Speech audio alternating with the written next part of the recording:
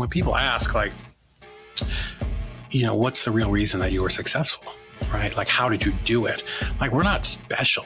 Like, there's nothing special about me. I'm a, fat white kid from Boston, right? Like, there's nothing special. But what we were is focused, right? What we were is relentless. Hey guys, welcome to the show. Another episode of the Real Estate Investors Podcast. Today we have a powerhouse in real estate today. David Olds is the man behind 1,600 plus deals and the founder of EZReiClosings. David, thank you for being on here. Yeah, man. Thank you for having me. It's definitely a pleasure. Thank you so much. Let's start with a fun fact about you. What is something that most people don't know, in the real estate world about you? Yeah. Let's see. Fun fact: I'm an Eagle Scout, right? So, wow. Grew up, my whole life in New England, and I was a little Cub Scout and a Boy Scout, and honestly, that definitely taught me a lot of leadership and problem solving skills at a very early age that, I might not have had anyplace else, right? Leading people, even, as a 13, 14, 15-year-old kid, you have your little group within the troop, a patrol, and, you've got to be their leader and, set meeting agendas, and we're going to go camping, and, we've got to make a menu and then a food list and do all of those types of things, which at a young age like that is like a difficult thing for a kid to do. So yeah, I definitely think a lot of responsibility and leadership, traits came from that. So yeah, there's a fun fact that I don't know that I've ever said on a podcast. That's incredible. We'd love to hear that. I bet a lot of listeners in the audience are like, wow, I resonate. I'm also an Eagle Scout. That's a big thing, in a lot of these children's lives. So I know that in your first deal, you were involved in a foreclosure. Obviously, these are one of the hardest deals to deal with. So how did you use those skills that you got, as an Eagle Scout in your real estate, deal? Yeah. Man, I think in everybody's life, there's those kind of seminal moments that just really stick, and they're kind of anchors in developing your personality. And, for me, there's been a few of them, but one, if since we're going to be on like scouting and the youth stuff, I remember I was on this, at this little trip and we were getting ready for, hold on, anyways, for this little event, we're way up in the woods and we're creating this thing, and it's tree branches, whatever. I was at an ordeal, and I thought I was done, right? And I went to the older kid from me, and I'm like, yeah, I'm all done. And he just looked at it, and honestly, I'd done a crappy job at it. And he looked at it, and it's like, oh, is that the best you can do? And I sort of turned and looked, and I'm like, oh shit, no, that's not. And, so of course I went back and finished it and did a much better job. And I think that's something that's really resonated really throughout my life, whether I was in retail, I worked in retail, of course, went to college, I had lots of different jobs and positions, got promoted a lot, because that was something that I was always kind of held myself to that higher standard after that. Like, is that the best you can do? Right. So how does that relate into real estate? Well, I've got an interesting tattoo on my wrist here. You probably can't see it. It's 11 out of 10, 11 over 10. Oh, and it really, cool. It kind of stands for that. My friend Robert Wensley, owner of InvestorLift, he kind of coined that phrase. But, 11 out of 10 is going the extra mile, right? Making the extra call, doing the extra hour, one more rep, whatever it is. Like, I'm going to go that extra mile. So, yeah, did I do my best, which incidentally is like the Scout motto, do your best. So, how does that, again, come back to real estate is, am I doing everything I can do to help the seller?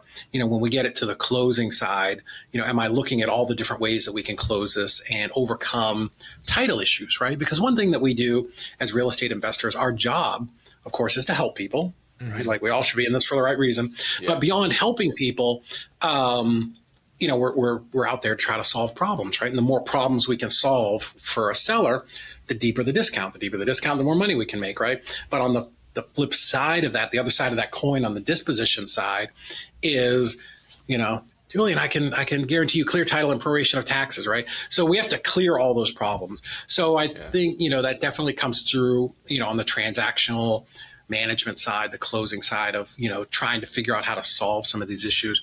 Because in real estate, we, as investors, we bring the crazy, we bring the people with all the problems.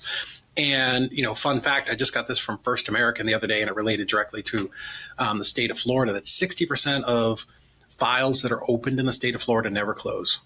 Wow. Right. 60%. Right. So, you have let's just be generous and say 50-50. There's a 50-50 shot that your deal that you think you're going to make $40,000 on will never close.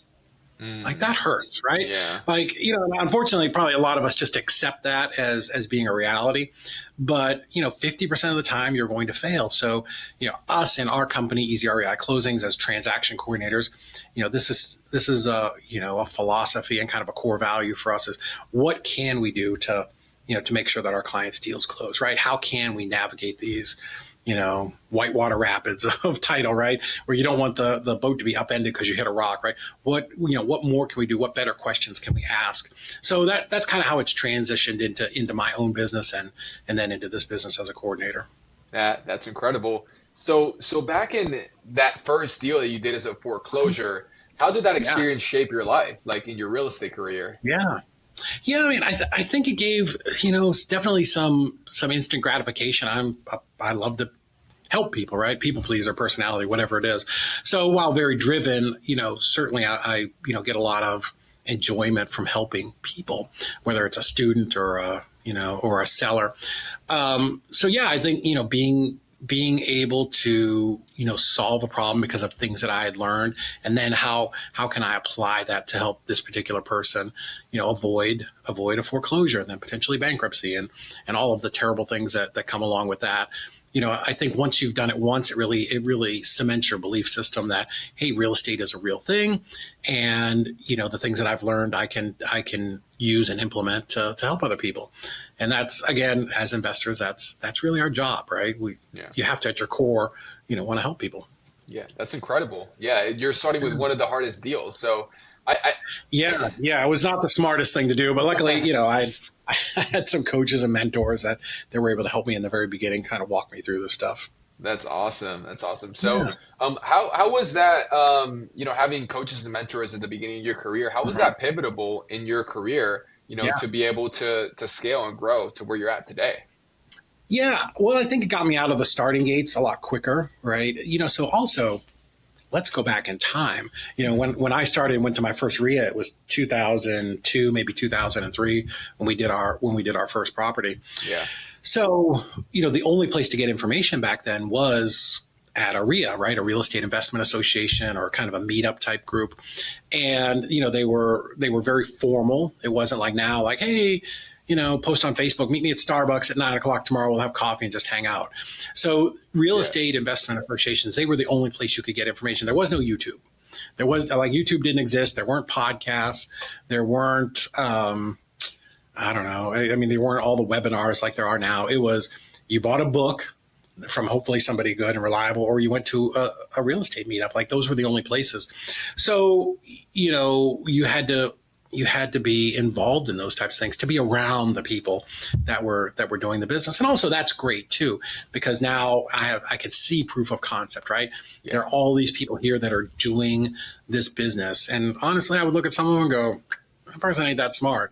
If that guy can do it, I can do this, right? Yeah. But to speak about coaching and mentoring, like, absolutely, I've paid easily $250,000 for courses and coaching and stuff over my career. And, without a doubt, having those people in my corner, somebody that I could call, text, or, visit with and say, hey, here are the problems that I'm having in my business. And, you should choose somebody that's further down the road than you. Typically, they will look back and go, oh, man, that's an easy fix, right?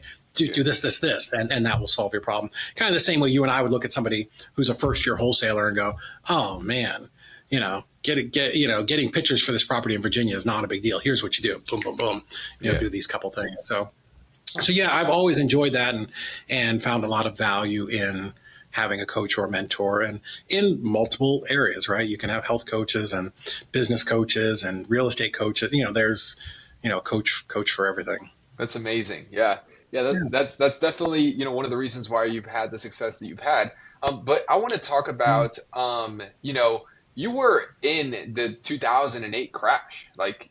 Yeah, man. And so, lived through it. Yeah. How did you adapt, and what advice do you have for investors facing or Mm-hmm. potentially facing another crash or recession in the future? Cool. Well, first off, since then we have not had a crash. We've had some adjustments. So everybody on Facebook who are like, the sky is falling, the sky is not falling. Let me tell you about the last house that I bought before the real crash. So it was June or July of 2008. And I bought my very last house in Florida, in Deltona, Florida, 742 Trafalgar Street, if anybody wants to look it up. So it's a very common, just block ranch house, 3-bedroom, 2-bath with a 2-car garage. So you tell me if you think this is a deal. Yeah. Bought it. It was a probate deal. It was actually a friend of my dad's. He, connected me with the people who had the property, and I bought this house for $97,000. $97,000. An identical house, like every single thing, same model, same everything. 1 block over, 2 blocks down, had just sold for I think it was $214. Oh, wow. 97's a deal. Would you call that a deal? Yeah, that's more than 50% of ARV. That's a deal, right? Yeah. Okay, cool. So I tell you this because I want you to understand what happened in the market. Yeah. So I bought it in, let's say closed in July. And back then I was younger, skinnier, and had a lot more energy. So I was doing all the rehab, right? Scraping the popcorn. I laid 1,600 square foot of tile, by myself, new cabinets. It was the first time ever I made my own laminate countertops, which was kind of cool. Put in the tile backsplash. I did all of the things, painted the outside, landscaped it, did everything. Yeah. So I finished probably early November, right? And I called my realtor, and her name was Shayna. I'm like, hey, Shayna, I'm all done with the property. I want to go ahead and get it listed. Now, I knew, we had seen some things happening in the market, right? So kind of set the stage for you. I worked as a salesman for Pro Build, which is 84 Lumber, that type of thing.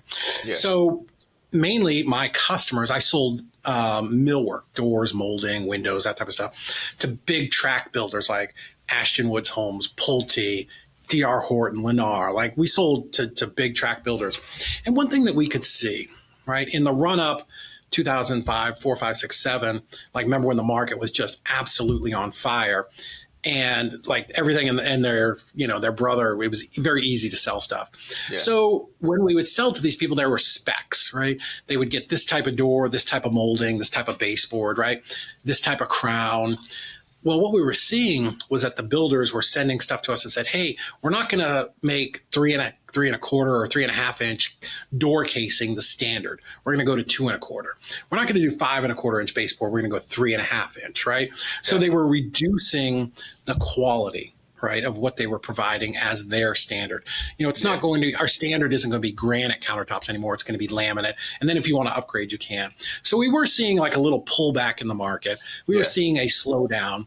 But at the time, nobody had any idea what was coming, right? So I get this property done. I tell Shayna, hey, I'm ready. And she says, let's just list it in January. It's the holidays. Nobody's really buying right now. And you don't want a bunch of days on market, right? Because you don't want to, put it on the market today and then somebody looks at it in January and why hasn't this house sold for 45 days, right? That puts a little bit of a stink on it. So I said, okay, well, that makes perfect sense. Right. That makes sense. And because, again, nobody knew what was about to happen. Yeah. And, so she came in January to, put this thing on the market. Now, again, let's talk about what had been happening the couple of years prior at all the real estate events and boot camps and masterminds and all the things. The thing that they had been teaching the most? Pre-foreclosures. Yeah. Julian, you should target pre-foreclosures. There's foreclosures daily. Every day you could get a list of all the pre-foreclosure properties, and you should target them and buy them sub 2 and do all of these things, which was great, right? That was great. Yeah. But nobody, it didn't dawn on nobody to go, oh, I wonder what the bank's going to do when they get all these properties, right? It just wasn't in anybody's thought process of what was actually happening. And, you could talk to Lou Brown, anybody that was around back then, this didn't dawn on anybody because we were so excited because real estate was absolutely on fire. Yeah. So January comes around, Shayna comes in, she's like, hey man, you did a great job. I'm like, I know. She's like, it looks great. I said, I know. I said, what do you think we can sell this thing for? So she pulls out a notebook because, again, it's 2009. There's no Google or Facebook or none of that stuff even exists. So she starts flipping through these pages and she's like, well, this one over here sold for 99. This one over here sold for 120. This one sold for 150. Maybe this one at 160, 130. And I'm just sitting there looking and listening because I've been rehabbing and flipping houses for 5, 6 years now, 7 years. Yeah. And I'm like, well, what do you think we can sell it for? And she gave me some number like 145. What? I'm like, Shayna, 1 block over, 2 blocks down, 214. She goes, yeah, that was 6 months ago. Oh, wow. That was 6 months ago, right? So you're talking, 20, 25%? I haven't done the math, but like in 6 months, the real estate market dropped 25%. Yeah. So then I do the dumbest thing ever, right? Because I was still consider myself a relatively new investor at that point. I said, yeah, but my house is nicer. I can't even say with a straight face anymore because we were looking at pictures of properties and people literally were moving out in the middle of the night, right? Or being thrown out and evicted. So yeah, those houses were crappy and my house was beautifully remodeled, but I'm like, but my house is better. I'm remodeled. Again, for 6 years, I was used to putting my property up for sale and it being sold within 30 days. Yeah. Right. So I'm like, yeah, but my house is better. She's like, yeah, but there are all these foreclosures that are hitting the market, REOs, real estate owned properties. And that was a tough pill to swallow. I was sitting there because, again, like we saw things were coming. We had started looking at other markets. Like we had decided, I think at that point, we were going to move to Chattanooga and come up here and buy apartment complexes. And I'm like, well, my house is nicer. Like I couldn't get over that. So then I'm like the most arrogant thing ever. I thought I was the most magnanimous motherfucker that's ever walked the face of the earth. I said, all right, I'll do 159. Thinking I'm giving the world the biggest deal that there is. Yeah. She's like, okay. A listing agent, a buyer's agent or a seller's agent doesn't care, right? They just go outside. She puts a sign in the yard and off she goes. So this is January. So no calls even about my house at 159. Literally $40,000, $50,000, $55,000 cheaper than it would have been 6, 7 months ago. Yeah. All right. Not a call, not a showing, nothing. Yeah. Wow. So the end of January, I talked to her. I'm like, hey, like I've told my job I'm leaving to go to Chattanooga in June.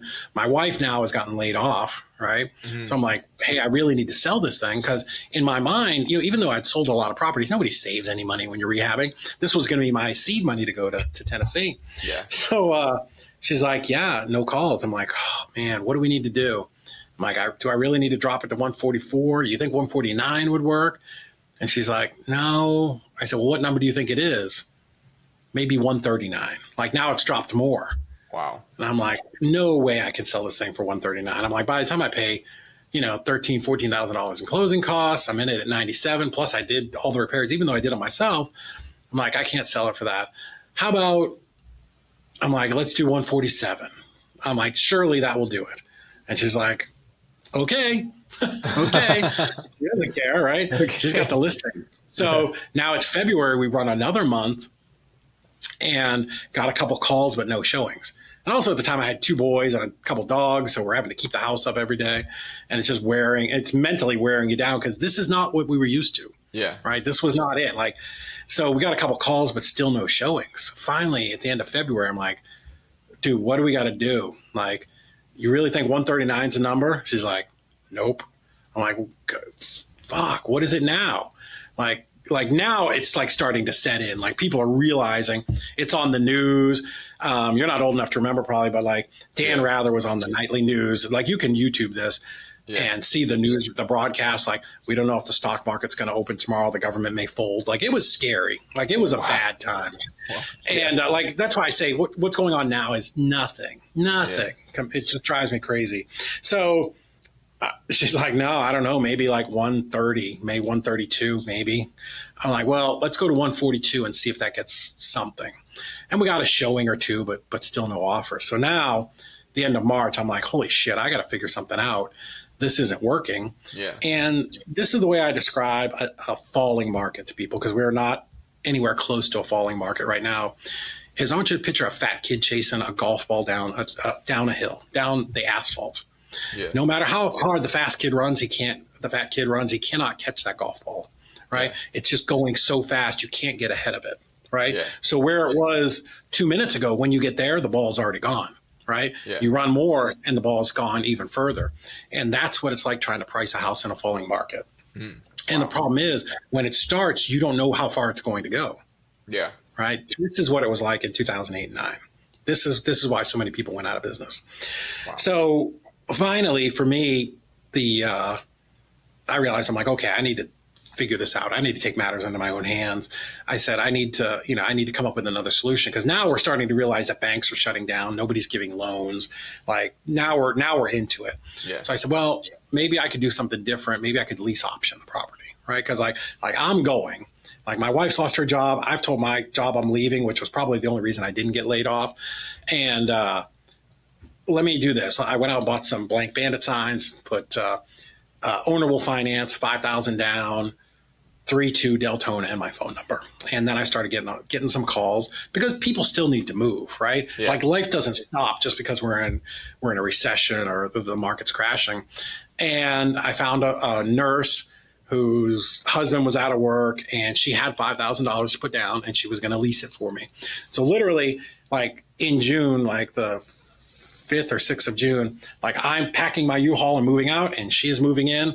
She gave me a cashier's check for $5,000, and that was literally all the money that I had to my name. Yeah. And we drove 577 miles to Chattanooga. Now, I had been going back and forth to Chattanooga. My brother was here. He had moved up from Florida ahead of me. We bought a duplex sub 2, and I would go back about every 3 or 4 weeks looking at properties. And I had this property that I'd looked at maybe like 2 months before. And it was not in the best part of town, but I didn't really know Chattanooga that well. And because when we picked Chattanooga, it was solely for real estate. We didn't know a soul here. Yeah.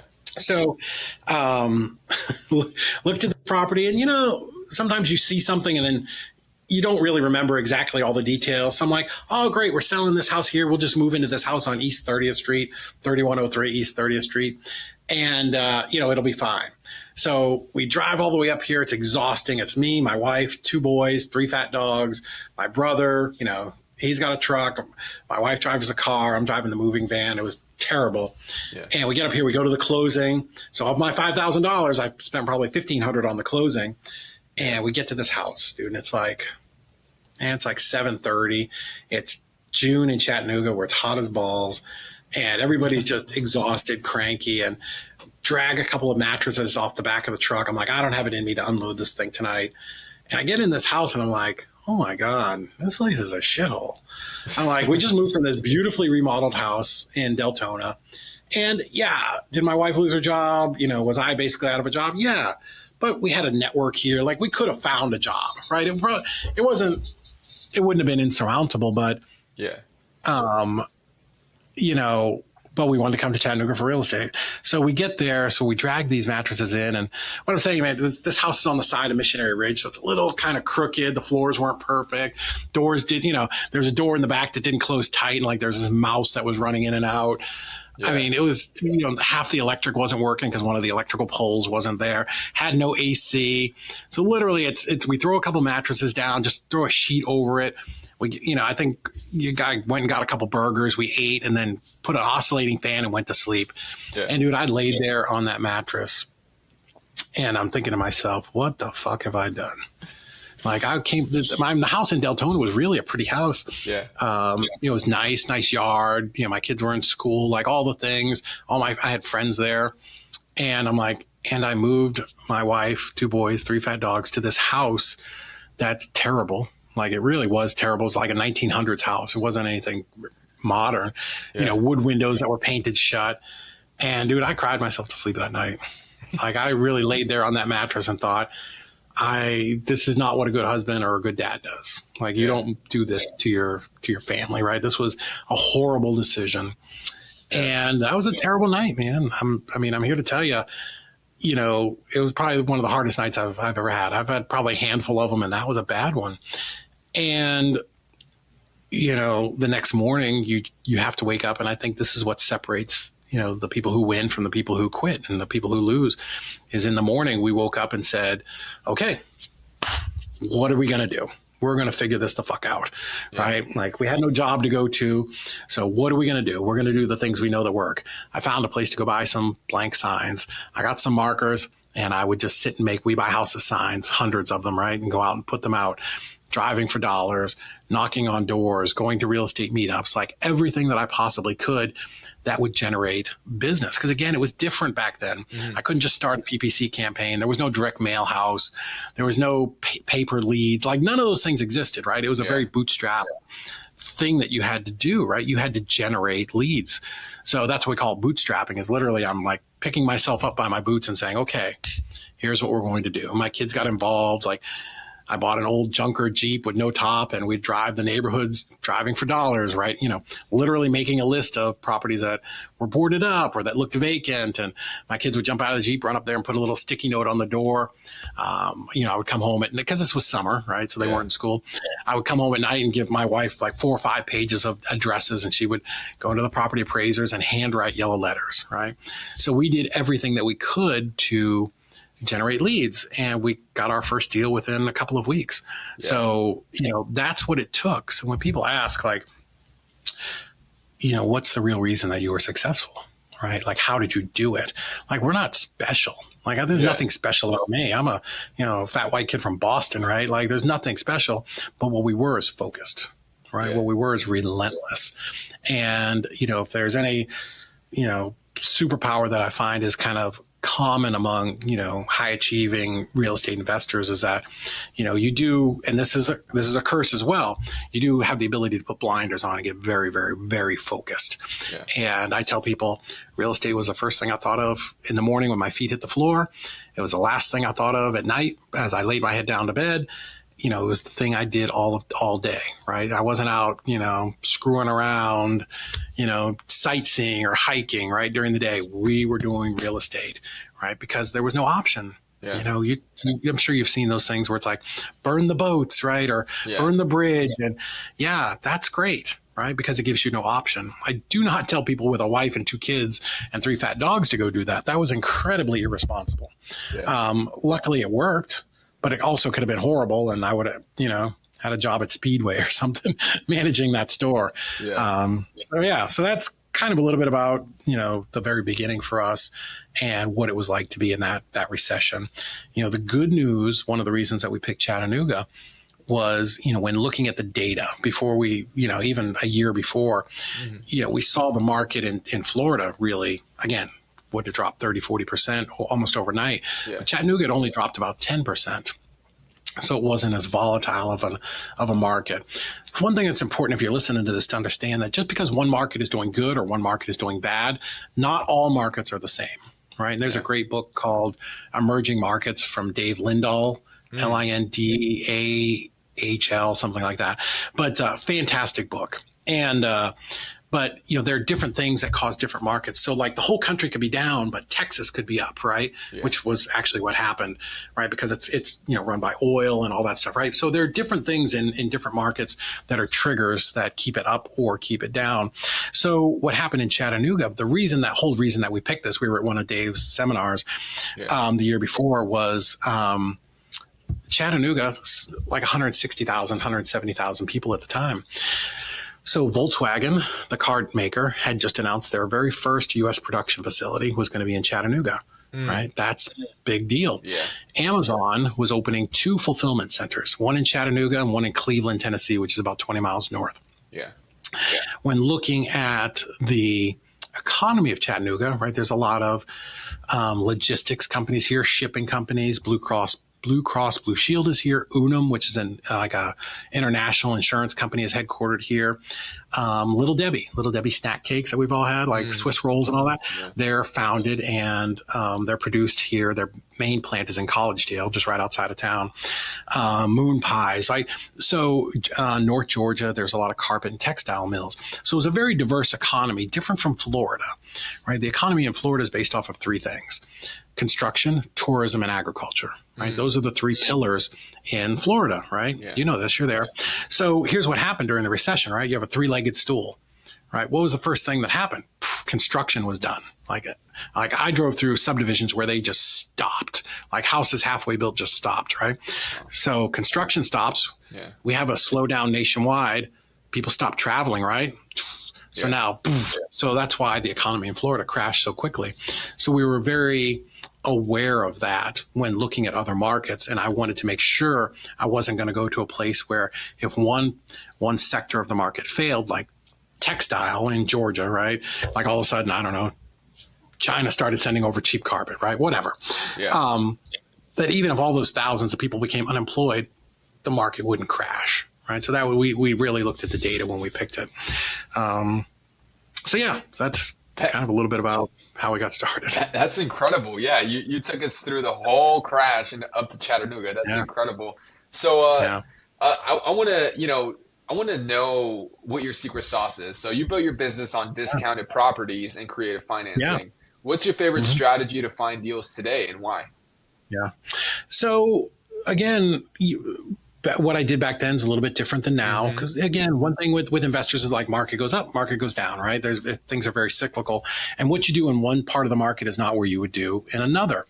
So for us, we actually shut our wholesaling company down about a year ago to focus on the transaction coordination company. Yeah. But let's go back in time. 2009, we get here in Chattanooga. What was happening in 2009? We just talked about it. Banks were taking properties back like crazy, right? Yeah. So if you remember, I said the reason that we moved to Chattanooga was we wanted to buy apartments to rent, right? Everybody in real estate's leveling up from single family to quad to duplexes, whatever, duplexes, quads, apartment buildings. But we couldn't buy apartment buildings. Why? Because banks weren't lending money. Banks stopped lending money. Banks were so busy taking properties back that they stopped lending. Yeah. So that was why we started wholesaling. Like had never wholesaled a property before I came to Chattanooga. Like a lot of people think that's weird. Like for 8 years, I was a rehabber. Yeah. Like I didn't wholesale. I had actually tried to wholesale in Florida and it didn't work. It didn't work because I didn't need it to work, right? I definitely didn't work the leads hard enough. So we get here. So who are you not going to sell to? You're not going to sell to a rehabber. Why? Because it's 2009. What does the rehabber do when he gets done with his property? Sells it, right? Yeah.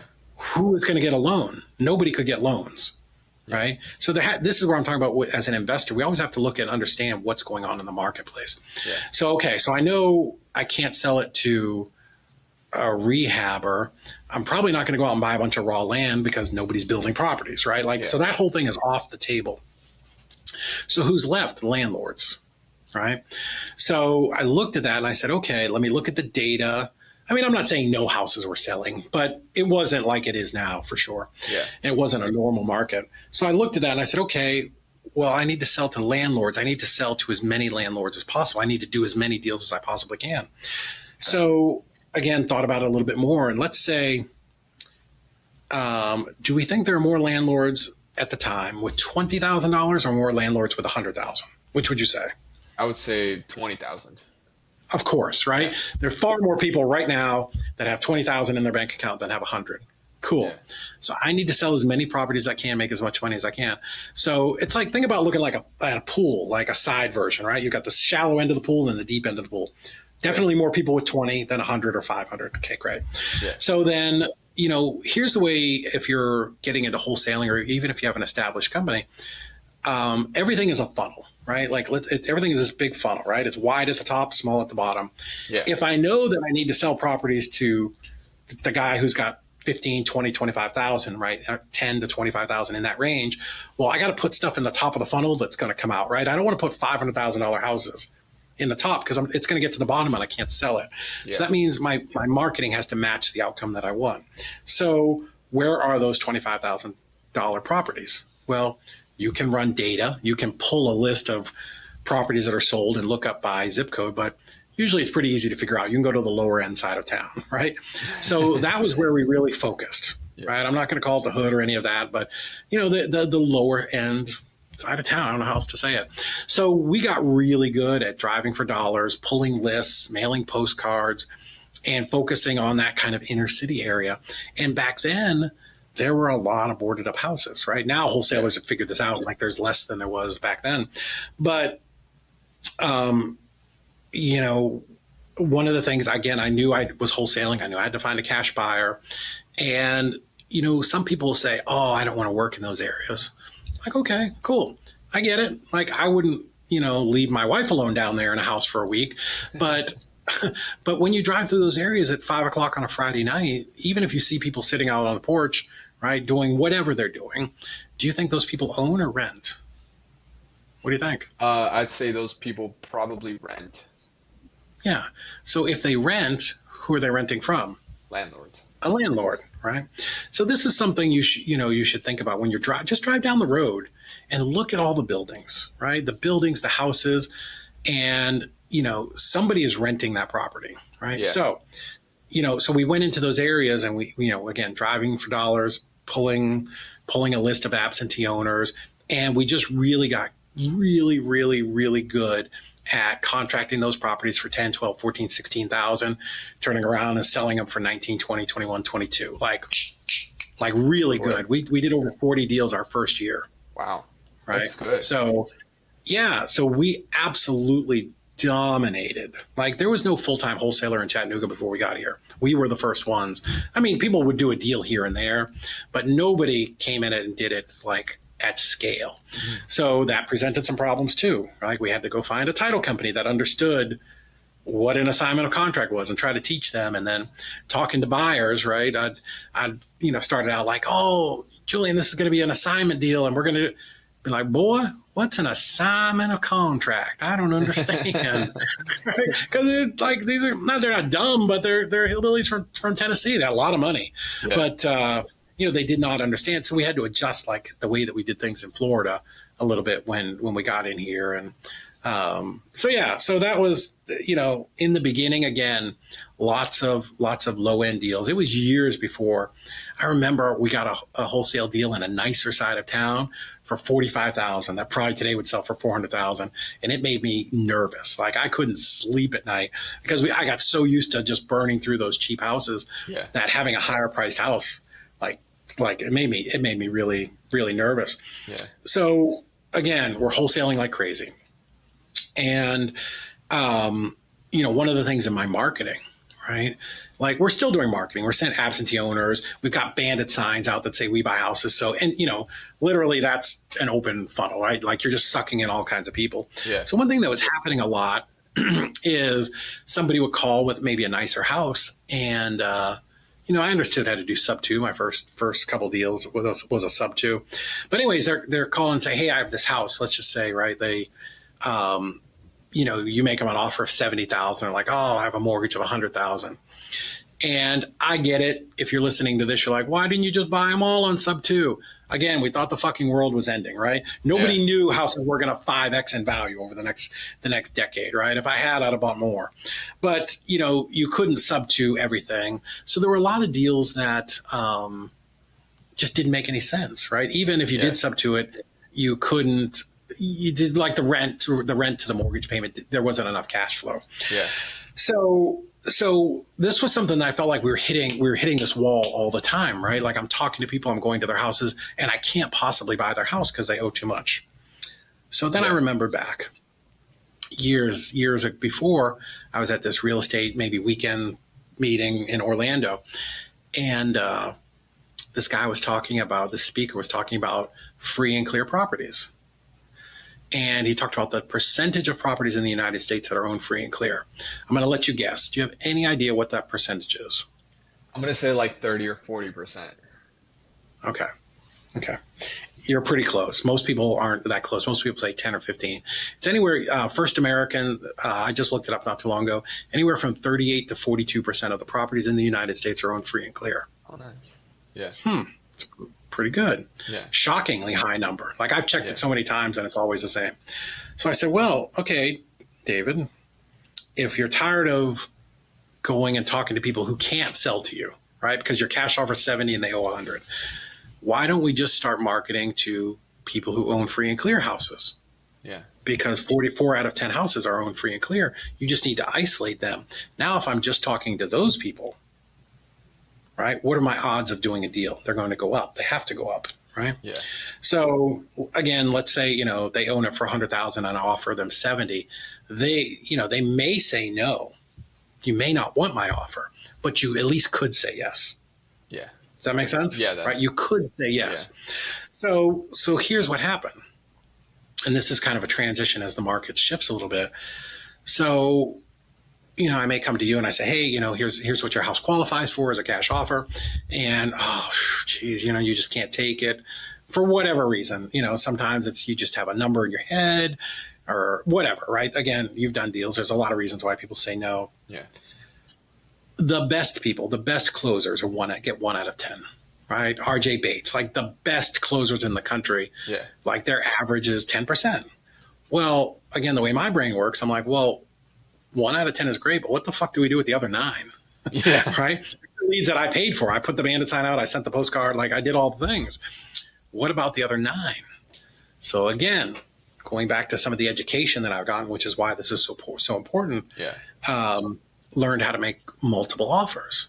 So I would go to these people, and if a house is owned free and clear before you go there, right? You can look it up. So now I'd be like, hey, 70,000, whatever, we have our negotiation. You're like, I just really can't take that. I really need 100. And I'll be like, you need 100, huh? So yeah. Man, Julian, I really like to buy these. I like to pay cash and just be done with it. But you're really stuck on 100, huh? You really need 100? Maybe you say yes. Like, okay. 100. Man, it's really not the way I like to buy houses, but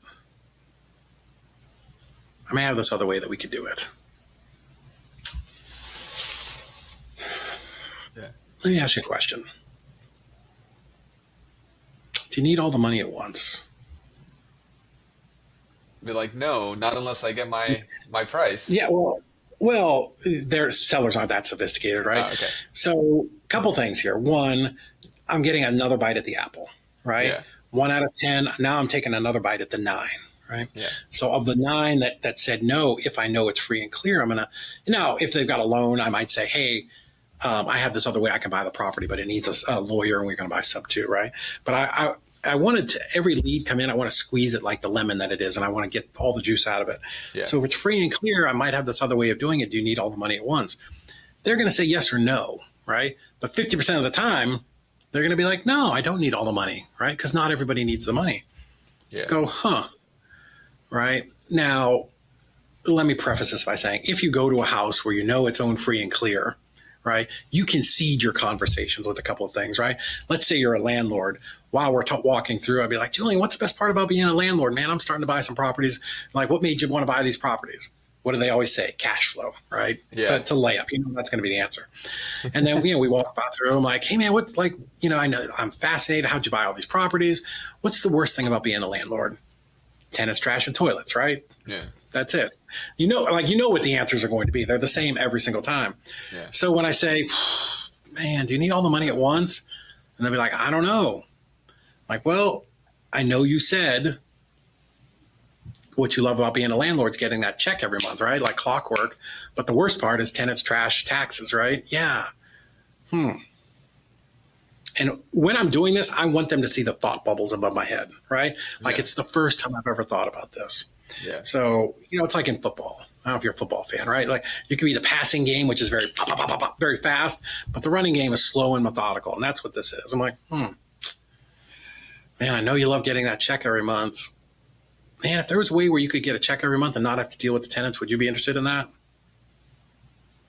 Again, high likelihood that someone's going to say yes, right? Yes. Cool. And that's how we would back into these owner finance offers. So as the market changed and we were doing a lot of wholesale, we figured, let's just target free and clear properties. All right. So now I have the option to wholesale it or buy it with owner financing.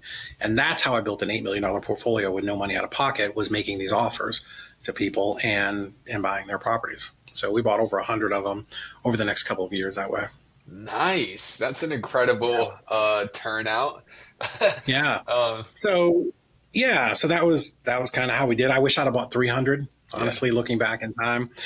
And so then the market changes a little bit. And now, I don't know if it was Obama got elected or somebody, and they started giving more, stimulus money and all that. So now the market's starting to rebound. So now we have our own wholesaling company. We're doing a great job of marketing. Now we're able to start to cherry pick rehabs, right? So now we're doing rehabs and selling those, and kind of pulled back a little way from wholesaling, then went back, into it a little harder. So, the key there was just understanding what's going on in the market and adjusting for it. Yeah, yeah, that's amazing. Yeah. Wow, that's such an incredible story. So you've done over 1,600 deals. Yeah. What is the one thing that sets successful investors apart from those, who don't do as many deals? But also, like, were these our wholesale deals, or are these combined deals from like wholesale, fix and flip? Yeah, probably combined, but I only bought 100 rentals. I probably rehabbed not that many, 25 houses. Myself, we did at the time before we, up until from 2009 to probably 2014, it was just me, my wife, my brother was with us for a little bit. Like, we weren't a huge operation. We were wholesaling a lot, but we didn't get into like, the 150, 200 houses a year until I brought in some partners and we really scaled out nationwide. Our company was Nationwide Property Liquidators. We were one of the first big nationwide. And when I say nationwide, we were in 28 markets, which is still a lot. Yeah. But that was when we started really putting up really big numbers. Wow. What kind of numbers were you doing at the top of the peak? If you're we were pretty consistently like 20 to 30. Like, we might have broke 30 a few times. We might have hit 18, but we were in that 20 range pretty consistently every single month. Wow. That's incredible. Yeah. That's incredible. But, yes. A lot of expenses and overhead come with that, right? Big office, lots of payroll, lots of marketing dollars. Like, and that's a whole separate podcast. We can talk about scaling, like whether you should or shouldn't do it.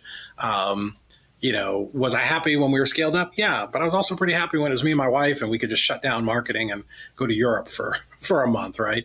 So different expectations and problems come with both of those. Absolutely.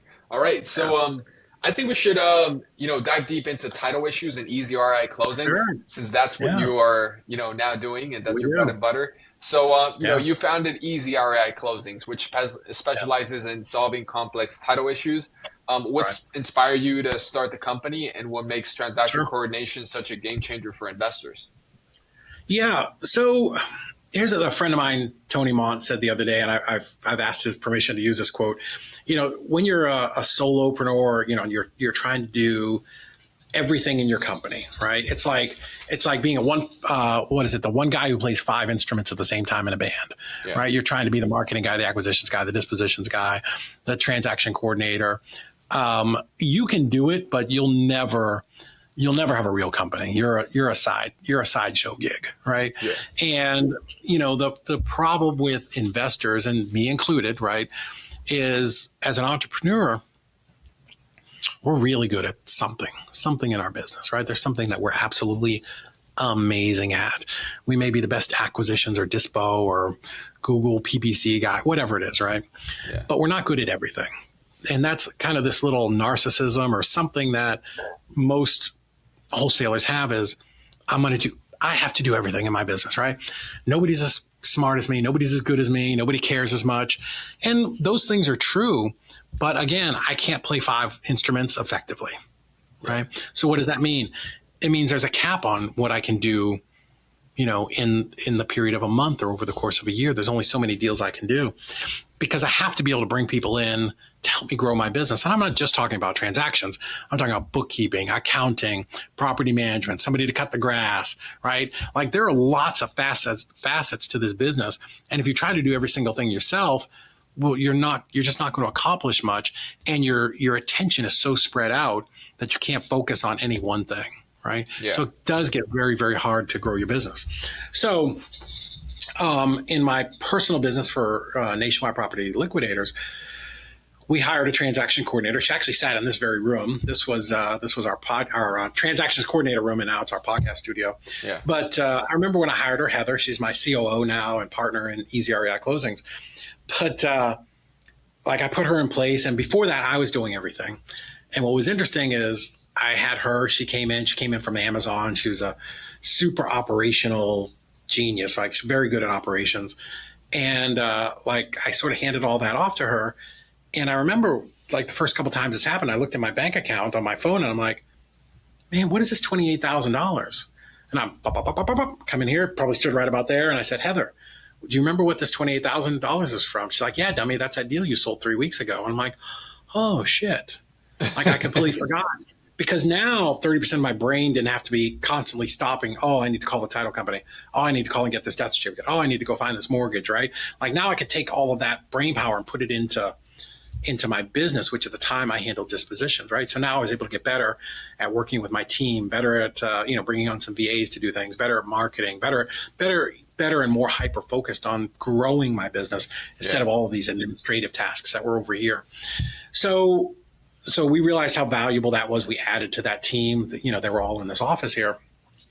So then COVID happens, right? Which, again, deep in my heart, I'm like, this is terrible. God, I hope it's a big crash so that I can go buy the 200 properties I didn't buy the first time extra. And, I'm in a lot of masterminds, Investor Lift. We were an original cartel boss. So some of the other big investors in the country who were my friends, you remember when COVID hit, everybody immediately laid people off. So some friends of mine are like, hey, because I was sort of known for dispositions and figuring out title issues. My friends would call me for that. Yeah. Hey, can your TCs help me, while we rehire people or whatever? So I'm like, yeah, sure. So I realized there was a need for it, right?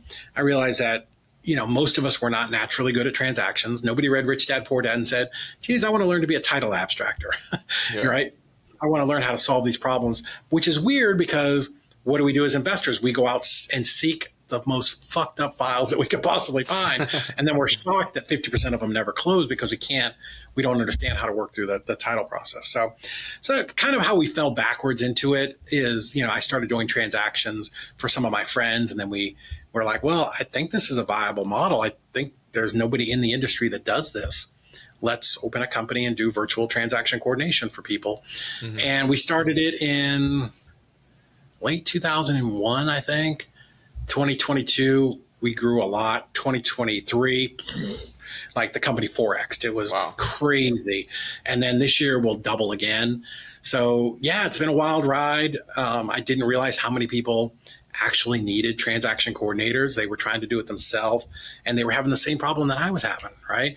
Like I couldn't get through my day. I'm stopping what I'm doing. I'm having to run and get paperwork. I'm, trying to figure out how to close stuff that the title attorney told me couldn't be closed. And now we do that for, investors all over the country. We've done, I would guess, almost 5,000 transactions by now, like 5,000 files. Last year alone, we did $238 million in closings and generated, I think, almost $22 million in assignment fees and profits for our clients. So we do a lot of deals. Like the one thing that it's funny, people are like, yeah, but can you do my type of deal? Like, yeah, man. We did 2,202 files just last year. We can do any type of file in any state. I don't care if it's a novation, sub 2, wrap, lease option, contract for deed, installment sales, sub 2, note, creative notes, whatever it is. We have, 20 people in the office who this is what they come in and do every single day. That is incredible. Yeah, it is. It is such a big part of it. Like and to quote Tony Mont too, I know that, for example, 30% of your whole time goes to transaction coordination 100%. After you have done acquisitions and dispositions. So if you were to spend all your time that you're doing on transaction coordination into acquisitions, you would at least get that 30% increase in deals. Sure. And so that would be great. And obviously, as you can attest, you have more of a clearer space in your head about what you're doing because you're not managing all that stuff. So that's great.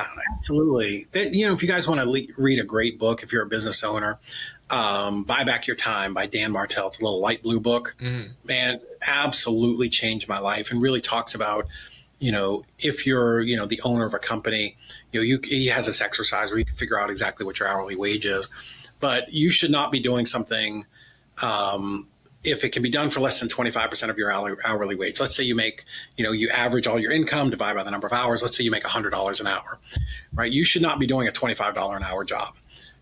You shouldn't, right? Yeah. So, cleaning out houses, cutting grass, doing bookkeeping. If I can hire somebody for less than that an hour, then 100% I should hire that out to that person, get my time back, and now I can focus on doing the parts of the business that I love, right? What is the part of your business that you wake up in the morning, you put your feet, and you're like, yeah, I'm going to go do this. Like, I love this part of my business. Or the thing you lay in bed about thinking about, oh, I love negotiating with sellers and I love the marketing and whatever it is, right? Like, do that in your business. Like, you have to understand the other stuff, but do the things that really get you jazzed up, because the thing that you love is the thing that you want to pour your time into, right? If you look at most wholesalers and entrepreneurs, right? Our bookkeepers hate us. I just got a message like 15 minutes ago. I had 30 unanswered questions from my bookkeeper, right? Yeah. Like, I don't want to do that. It's not fun. I don't want to talk to my accountant. I don't want to talk to my lawyer. I was thinking yesterday, I got some crap that I got to do for my lawyer, right? Like, those things sit and linger because I don't want to do it. You know, transactions, I own the biggest company in the country and I don't want to do it. You know, my mom, I had to change some stuff for her. You know, my dad passed away and we had to change some stuff out of both their names and into her trust. And so I'm over there and my mom's telling me, I'm like, I got this. This is all we do in our company. So like an idiot, I'm like, I'm going to do it myself and help my mom. I'm not going to pass it off to one of my coordinators. Dude, 8 months. 8 months to get 4 properties changed. Like, literally, I could have leaned my head out the door and said to one of 17 coordinators, hey, Lee, can you handle this for me? And it would have been done in a week. But me being the idiot that I am, I'm like, I'll handle it. And it took forever. So, you know, I'm not using the resources that I literally have at my disposal in a 6,000 square foot office. But because I'm a very typical wholesaler, right? Like, I tell people I'm an old school caveman knuckle dragging wholesaler, right? Like, I'm not good at it. I don't want to do it. Even though I own the company, like I literally put it off instead of passing it off to somebody who's an absolute expert who would have got it done quicker. My mom would have been happy. She wouldn't have been mad with me. And, you know, my life would have just moved on. But instead, that whole 8 months, it's in the back of my brain. Oh, every time I went to my mother's house, I'm like, oh, God, I got to do this stuff. And that happens in your business. Yeah. Right. You're like, oh, I got to call Mrs. Smith. And, oh, she cried last time I called her and I got to talk to her about a death certificate for her dead husband and talking to the kids. And like, you put it off because you don't want to do it. It's not fun. Yeah. Right. We get all charged up doing acquisitions and dispo. Nobody gets excited about finding that lost mortgage from Mrs. Smith from 10 years ago. So, you know, turn that over to a coordinator that's, you know, trained and an absolute expert in the field.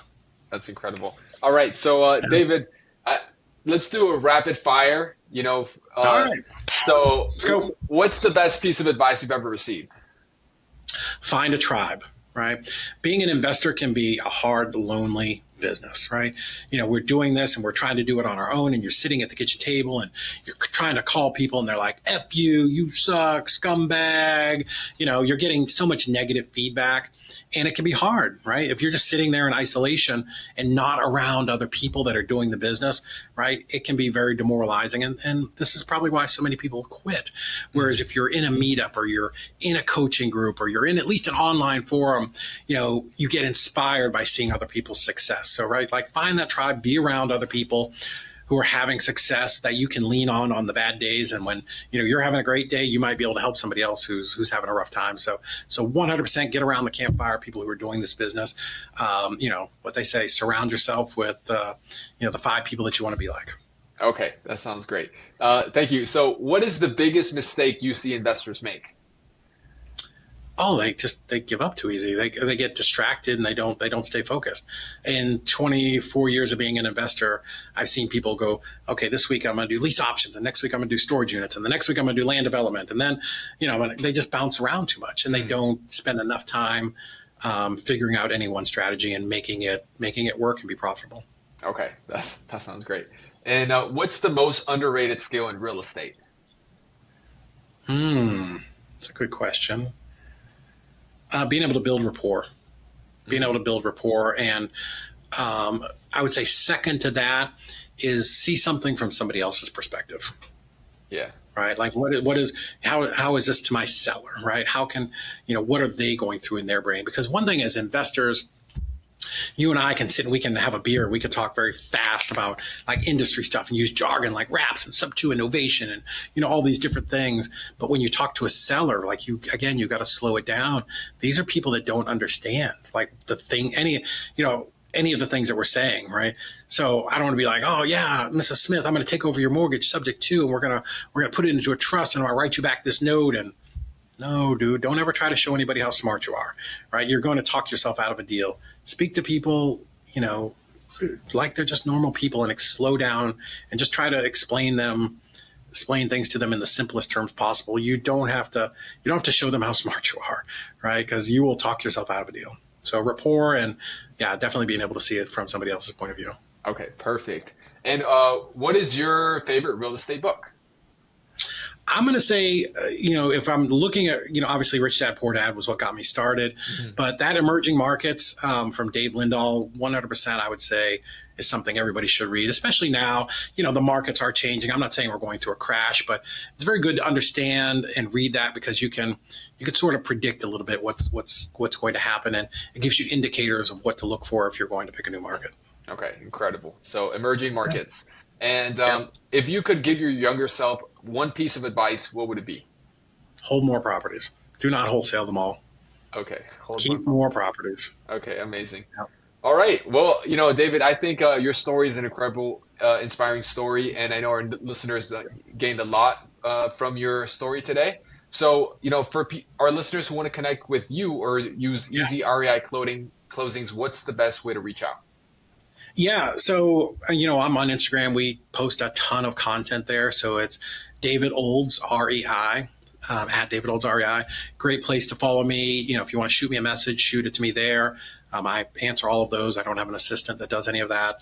But if you're interested in really turbocharging and growing your business, if you're doing, 2-3 deals a month and you really want to scale, go to EZReiClosings with an S.com. That's the letter E, the letter Z, and then REIClosings.com. And book a call with me and my team, and let's talk about what you're doing, what your goals are. We're kind of nearing the end of the year here. What's your goal for next year? What are you looking to do? And let's talk about how we can take some of that work off your plate so you can really focus on the things that matter, which, normally is talking to buyers, talking to sellers, and doing more deals. Okay, great, incredible. So thank you, David, so much. I really appreciate your Thanks wisdom for today. This has been a total absolute masterclass. So really appreciate it. Thank you. And yeah, guys, we're going to be linking down David's social media handles and company information down below. So if you really are one of those people that are doing 2 to 3 deals a month and you want to go ahead and scale, please go check out David. David's company is, the best transaction coordination company. I've, heard it from a lot of people, and it's something that is going to help you scale. So we look forward to more of David in the future. Awesome, man. Happy to come back anytime you want. Thank you, David. Okay, have a good day. Thanks.